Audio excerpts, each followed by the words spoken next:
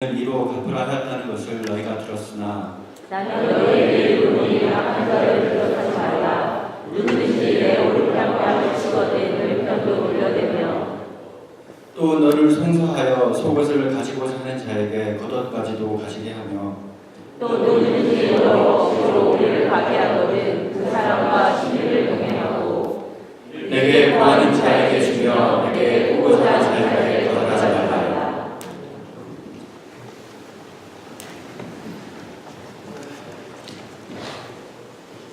자, 오늘 한번 했던 말씀인데 또 다른 측면에서 말씀을 나누도록 하겠습니다.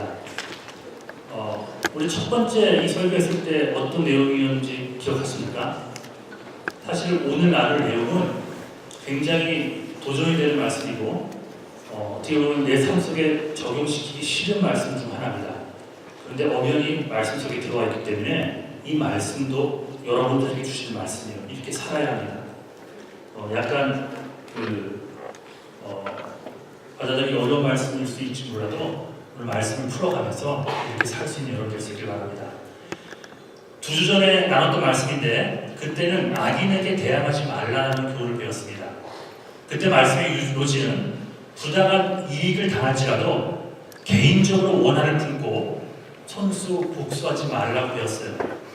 자, 원수 갚는 일은 하나님만의 특권입니다. 우리에게 원수 갚는 권한을 주신 적이 없습니다. 그러니 악한 자에게 그대로 복수하고자 하는 마음조차도 갖지 않는 것이 크리스천들의 마땅한 모습이라고 배웠어요.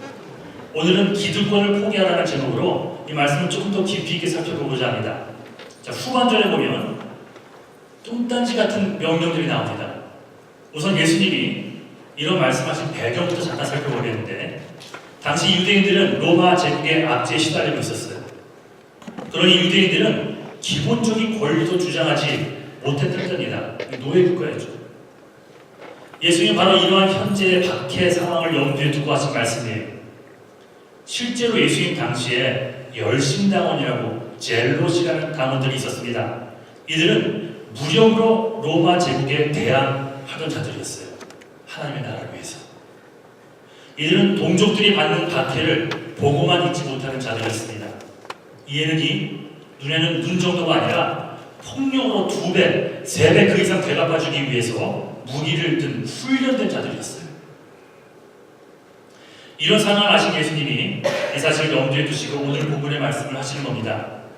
복수의 범위를 제한하기 위해 제정된 이 동태복수법, 눈에는 눈, 이에는 이 법을 언급한 후에 오늘 후반절 예수님은 하지만 그 복수할 권리조차도 포기하라고 선언하는 거예요. 눈에는 눈, 이에는 이까지만 복수를 해야 돼. 다 의미하시죠? 하지만 그것도 하지마 라는 얘기를 이어가시는 거예요. 지난번에 배웠던 이 대항하다에 해당하는 이 단어, 안티스템이라는 단어는 가해자에게 대한 합당한 보상을 요구하는 법정 권리로서 사용된 말입니다. 즉 오늘 후반절 말씀과 연결시켜서 해석을 하자면 대항할 수 있을 상황이지만 해를 받았으니 눈을 해할 수 있는 그런 상황이지만 또한 대적할 수 있고 목소리를 높일 수 있는 상황이지만 즉 권리를 당연히 주장할 수 있는 상황이지만 그 권리를 포기하라고 말씀하십니다. 예를 들면 오른뺨을 맞으면 왼뺨마저도 돌로 대라고 합니다. 이렇게 사십니까 여러분? 한 대 맞으면 2대 받아치잖아요. 이겨야 되니까. 이 말도 안 되는 소리죠. 재판을 걸어서 속옷을 가지고자 하는 자가 있으면 겉옷까지 벗어서 주라고 말합니다. 있을 수 없는 일이에요. 우리 상식적인 생각으로. 오리를 억지로 가져가는 자에게는 심리를 가지라고 말합니다. 제정신이 아닌 이상 그렇게 해야 할 이유는 없습니다. 구하는 자에게 무조건 주랍니다. 이게 무슨 뚱딴지 같은 명령이에요.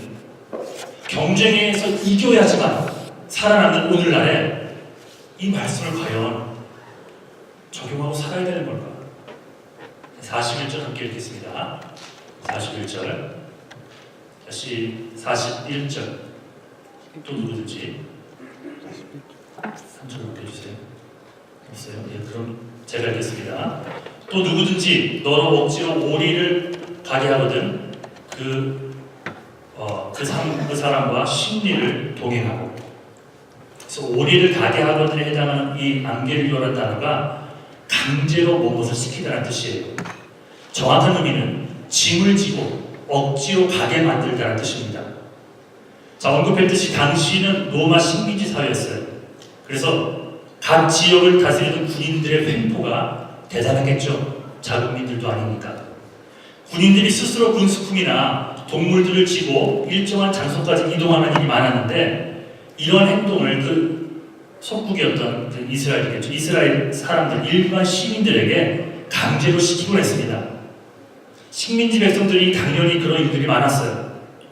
즉 본문의 의미는 군인들이 강제로 자기 대신 군수품이나 동물들을 지고 가라고 하거든 이라는 말입니다. 더욱이 이 구절은 로마 권력에 동의하는 차원을 넘어서 더블 서비스예요. 즉 예수님의 이런 명령, 2배로 당해줘라 이런 명령은 당시 자유를 위해 투자하는 수많은 유대인들에게는 민족을 배반하는 반역자의 말처럼 들렸을 겁니다. 하지만 예수님은 로마 제국의 힘으로 대항하는 일은 소용없는 일임을 말씀하시면서 원한을 품는 일은 그 원한을 품는 자기 자신을 죽일 뿐이야. 오히려 오리를 더 가죽으로 로마 군인들에게 너희들이 그들의 악재의 내적 자유함을 가지고 있음을 보여줘. 뭐 이런 말씀하시는 겁니다. 자, 42절 다시 한번 읽어보겠습니다. 시작.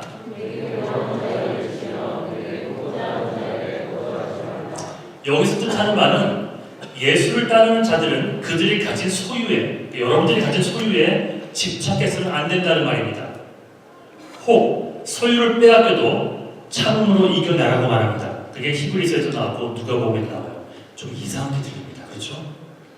물론 무턱대고 소유를 빼앗겨도 참으라 라고 하신다면 이해가 되지 않을 겁니다. 그러니까 이 구절을 푸는 열쇠가 신명기 15장에 나옵니다. 한번 읽어보겠습니다. 시작.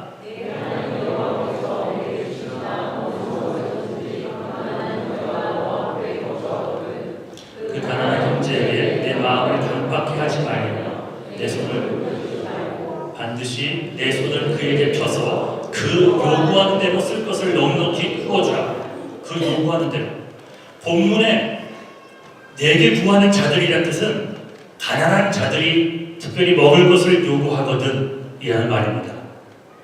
즉 가난한 자들에 대한 자비심을 얘기하고 있는 거예요. 이런 행위는 내 스스로 내 권리를 포기해야만 할 수 있는 일입니다. 내게 주어진 물질의 주권이 하나님께 있음을 인정하고 내 권리를 포기하는 자들만이 할 수 있는 거예요. 자, 이쯤 되면 여러분 참 예수 믿기 힘드네 라는 생각을 할지도 모르겠습니다. 하지만 한번 생각해 보세요. 기득권이라 누가 여러분들에게 그 모든 권리를 주셨습니까? 누가 여러분들에게 건강을 주셨습니까? 누가 하루 세끼 먹을 수 있는 복을 주셨고 누가 나에게 온갖 복을 허락하셨습니까? 그것은 예수 그리스도이십니다. 평생 죄의 노예로만 살아갈 우리에게 죄에서 자유함을 주시고 예비된 복을 이 땅에서 누릴 수 있는 복 또한 주시는 분이 바로 예수 그리스도라는 거예요. 그가 내 대신 십자가에 돌아가심으로 내가 누리게 된 것이 바로 오늘 여러분들이 누리고 있는 특권이라는 것입니다. 그래도 여러분 아직도 이것은 내 권리야라고 생각이 되십니까? 내가 받은 복의 근원이 나 자신에게 있다고 생각하십니까? 여러분 절대 아닙니다. 내가 누리는 모든 권리의 근원은 예수 그리스도에게 있습니다. 나를 위해 돌아가시고 우리 주 예수 그리스도에 있다는 거예요. 자, 갈라디아서 2장 10절 시작. 내 그리스도와 함께 내 것이 아니요 오직 내 안에 그리스도께서 쓰는 것이다.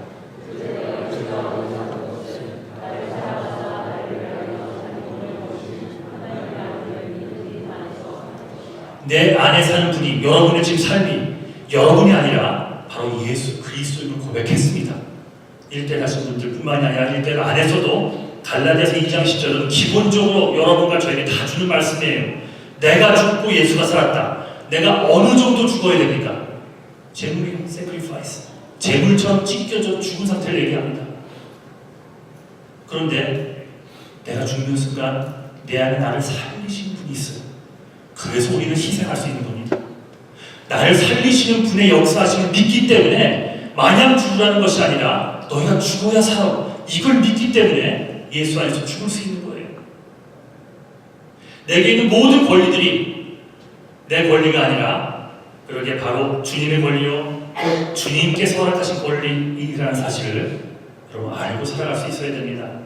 예를 들어 성교비를 보내는 것도요, 내가 해주는 게 아닙니다. 음악으로 섬기는 것도 내 재능을 적선하듯 해주는 게 아니에요. 내게 있는 특별한 재능을 기부한다고 했을 때 이건 역시 내가 해주는 것이 아니에요. 어제 유스와 주일학교 아이들이 양로원 연주를 다녀왔습니다.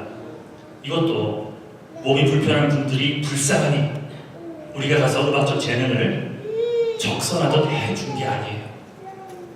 주님이 주신 물질, 주님이 주신 음악적 재능, 주님이 주신 탤런트를 주님이 원하시는 곳에 돌려드리는 것뿐입니다. 그래서 우리 청직이라고 하잖아요. 내게 주신 모든 것들을 맡아 관리하는 자일 뿐이지 내 것이 아니라는 거예요. 이것을 내 것이냐 생각하고 내가 해준다는 생각을 드리는 것은 내 삶의 주권이 예수에게 있지 않음을 인정하는 것이고, 그 모습은요 세상 사람들도 정확히 봅니다. 잘났다는 거예요. 너네 잘났다는 거예요. 예수 믿는 사람 때문에 교회를 안 나온다고 그러잖아요. 교회 모습 때문에 교회를 나오기 싫다고 하잖아요. 지난주 말씀드렸죠. 예수는 그래, 예수의 가르침을 읽어보니까 좋아요. 그래서 플래카드로 예수는 좋지만 예수 믿는 사람은 싫다라는 플래카드를 써들고 시위하는 사람들도 있습니다. 즉 내가 누리는 그 어느 것도 기득권이라고 우길 수 있는 것은 없다는 거예요. 그 생각하고 살아야 된다는 말입니다. 그것은 은혜요, 복으로 받았을 뿐입니다. 내게 주어진 시간, 건강, 물질, 인맥 등등 모든 것이 우리에게 선물로 은혜로 주어진 것이지 내가 이루어낸 것들이 아니라는 사실이에요. 이런 질문하는 사람도 있습니다. 주님, 저들이 이런 것들을 받을 자격이 있나요? 우리가 뭔가를 베풀고 살아야 된다는 말을 하잖아요. 지금 저들이 자격이 있다고 생각하세요, 주님? 이렇게 질문하는 사람들이 있어요. 하지만 가난한 자들이 받을 만한 가치가 있기 때문에 주는 게 아니에요. 꼭 가난한 사람이라고 생각하지 마시고요. 뭔가 도움이 필요한 자들이 도움을 받을 만한 자격이 있기 때문에 주는 것이 아니라는 겁니다. 우리들 역시, 여러분 역시 자격이 있기 때문에 복을 누리고 사는 게 아니에요. 나 역시 복을 받을 자격이 없지만 단지 나를 사랑하시는 분이 허락하셨기에 지금의 복을 누리게 된 것입니다. 그렇다면 이웃에 대한 내 기득권을 포기하는 하나님의 말씀에 순종하는 것은 여러분 옵션이 아니라 당연한 것입니다. 그럼에도 불구하고 기득권을 포기하는 이 명령에 순종하지 못하는 사람들이 있어요. 그래서 주님은 더 확실한 이유를 주십니다. 자, 우리가 왜 기득권을 포기하지 못할까요? 첫 번째는 왜 기득권을 포기해야 되는가? 첫 번째는 내가 뭔가를 주를 위해서 포기할 때 그것 자체가 예수님을 위한 일이 됩니다.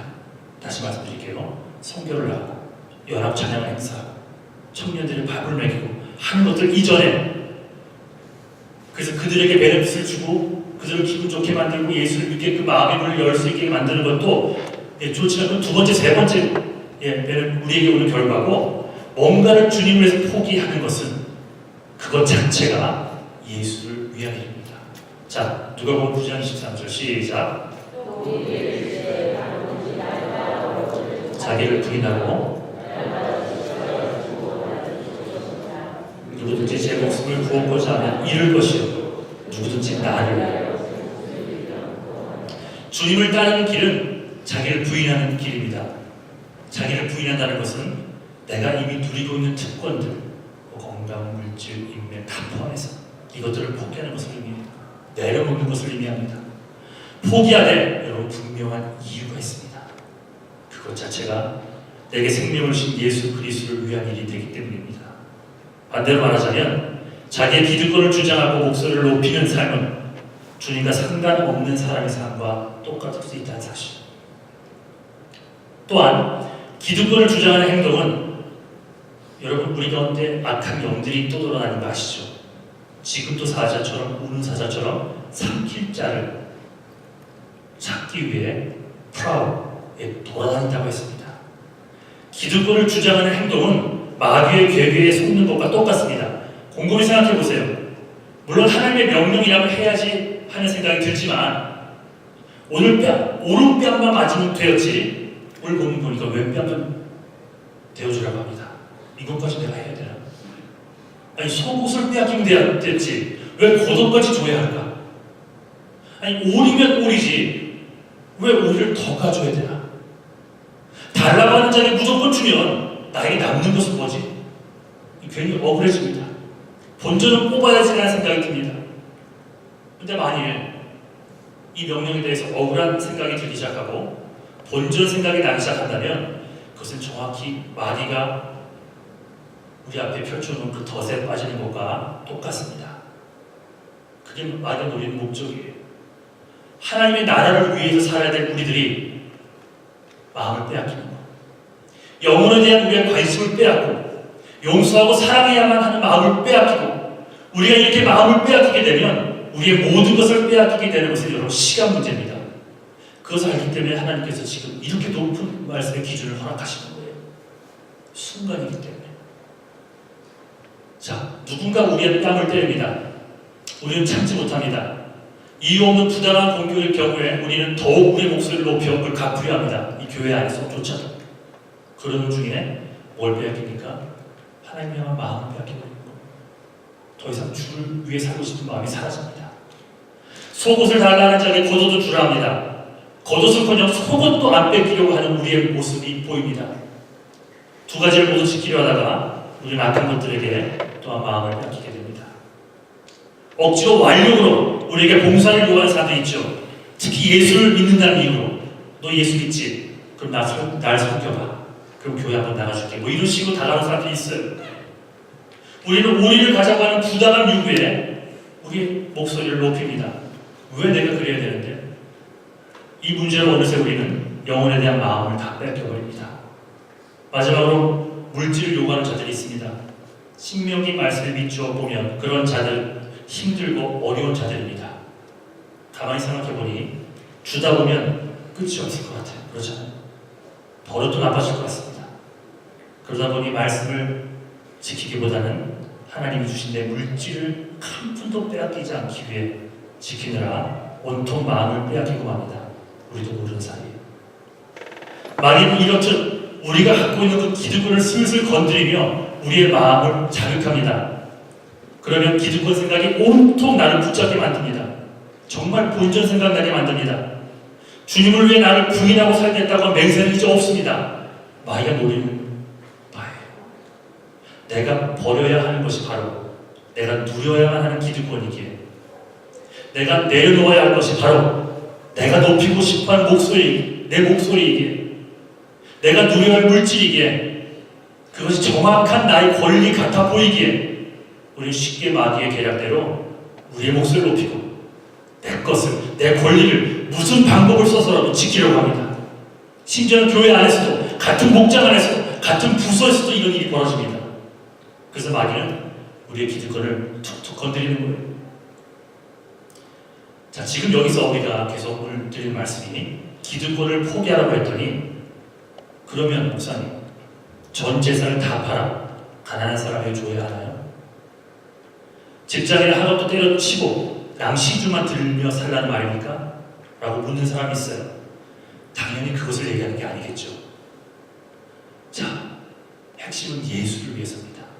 예수를 위해, 복음을 위해서 여러분이 뺨을 맞아야 되는 순간이 옵니다. 여러분이 잘못해서 그러면 안 되는 순간 말고 예수님 때문에 복음을 전하다가 뺨을 맞아야 되는 순간이 오면 그것마저도 안 맞으려고 애쓰지 말고 안 맞아도 되는 기득권을 포기하고 맞아주라는 거예요. 한 대 더 맞아주라는 겁니다. 누구를 위해서요? 예수를 위해서. 그 영혼을 위해서. 또 예수를 위해 속옷이나 겉옷을 내어줘야 할 순간이 옵니다. 그런 순간이 와요. 그런 순간이 온다면 안 줘도 되는 기득권을 포기하고 다 주라는 겁니다. 누구를 위해? 예수 그리스도, 나를 위해 생명까지 주신 그 예수 그리스도를 위해서. 세 번째, 강제로 짐을 지고 오리 아니 심리를 가야 되는 상황이 온다면 예수님을 위해서, 복음을 위해서 그런 상황이 온다면 안 가도 되는 기득권을 포기하고 가주라는 겁니다. 누구 때문에? 내가 힘이 약해서가 아니에요. 내가 약하기 때문에 그렇게 하는 것이 아니라 나를 사랑하시는 예수님을 위해서 그렇게 하라는 말씀을 하시는 겁니다. 마지막 네 번째, 내 주변에 가난한 자들에게, 도움이 필요한 자들에게 퍼 주어야 할 상황이 온다면 예수를 위해, 예수님을 전하기 위해 그것을 베풀어내는 상황이 온다면 나만 두려워만 하는 물질이라는 생각을 버리고 내어주라는 겁니다. 누구를 위해? 내게 생명까지 허락하신 우리 주 예수 그리스도를 위해서 말입니다. 자, 부탁되고 이렇게 살라는 얘기가 아니죠. 부탁되고 다 포기하고 살라는 얘기가 아닙니다. 핵심은 예수 그리스도를 위해서입니다. 과연 여러분 예수 그리스도를 위해 뭔가를 헌신하고 계십니까? 여기 있는 분들 참 그런 분들 많아요. 가서 더 깊게 생각해 보십시오. 정말 예수를 위해 내가 죽고 예수가 산다는 갈라디아서 2장 10절을 외우고 암송까지 했는데 정말 그렇게 살고 싶은 마음이 있으십니까? 남는 시간, 남는 물질 그거 갖고 하나님께 사는 거 말고 정말 첫 번째 것을 하나님께 드리며 우선순위를 하나님께 드리며 살고 싶은 마음이 여러분에게 있는지 예수님이 묻는 그런 부분입니다. 이렇게 살고 원하고 싶긴 하니 당신의 물과 피를 십자가에 다 쏟으시며 온갖 고통과 아픔을 다 감당하시며 내 대신 돌아가신 예수를 위해 그 예수를 전하기 위해 내가 포기해야 될 기득권들이 순간순간 생긴다면 여러분 포기하고 주님을 섬기는 데 사용하라는 것입니다. 왜 그런지 아세요 여러분? 내 기득권을 붙잡으려다 보니 어느덧 나를 부인하는 삶이 사라지는 겁니다. 내 거라는 생각. 자, 갈라디아 2장 20절 큰 목소리로 다시 한번 선포하도록 읽어보겠습니다. 시작. 내가 그리스도와 함께 십자가에 못 박혔나니 그런즉 이제는 내가 산 것이 아니고 오직 내 안에 그리스도께서 사신 것이라. 이제 내가 육체 가운데 사는 것은 나를 사랑하사 나를 위하여 자기 몸을 버리신 하나님의 아들을 믿는 믿음 안에서 사는 것이라. 기득권을 주장하며 목소리를 높이는 것은 내 안에 예수님이 아닌 바로 나를 높이며 사는 삶입니다. 내 삶 가운데 예수의 목소리는 어느덧 없어집니다. 하나님이 원하시는 상과는 서서히 멀어지는데도 나는 모릅니다. 어느덧 내가 죽고 예수가 산다고 했던 고백이 예수는 죽고 내가 사는 삶이 되어버립니다. 그래도 여전히 목사할 수 있고, 그래도 여전히 찬양할 수 있고, 그래도 여전히 섬기며 살 수 있습니다. 그런데 하나님은 아세요. 과연 내가 죽고 예수가 사는 삶으로 헌신하는지 아니면 내가 더 살고 예수는 짓누르고 살고 있는지 예수님은 아세요. 내 것을 지켰다는 생각에 오히려 마음 부족해하며 살아가는 경우가 생길 수 있습니다. 자연히 주님보다 또한 이웃보다 내가 높아지게 되고요.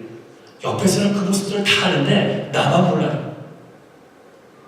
결국 하나님이 제일 싫어하시는 그 교만한 자가 되어 하나님도 어느새 떠난 자들이 될 수 있다는 겁니다. 즉 오늘 본문의 말씀대로 포기하지 않는 삶은 곧 마귀의 그 계획에 빠져 사는 삶, 정확한 그 삶이 된다는 것. 아까도 말씀드렸지만 베드로서 5장 8절에 보면 마귀는 우리를 삼키려고 우는 사자처럼 지금도 우리를 찾아다닌다고 했습니다. 마귀는 하나님의 백성들이 하나님의 백성답게 살지 못하도록 만들려 합니다. 특히 예수를 증거하고 복음을 전하며 살아갈 우리의 마음을 빼앗아 그 속에 기득권 생각, 쉽게 말하면 자기 생각만 가득 차게 하는 것이 마귀의 큰 목표 중 하나입니다. 여러분 속지 마십시오. 이제 여러분이 누리고 있는 기득권에 대한 주장을 주님 앞에 내어놓고 주신 것들로 주님을 위해 복음을 전하는 데 사용할 수 있는 여러분 모두가 되시기를 주님의 이름으로 간절히 축원합니다. 자, 우리 자리에서 일어나시겠습니다.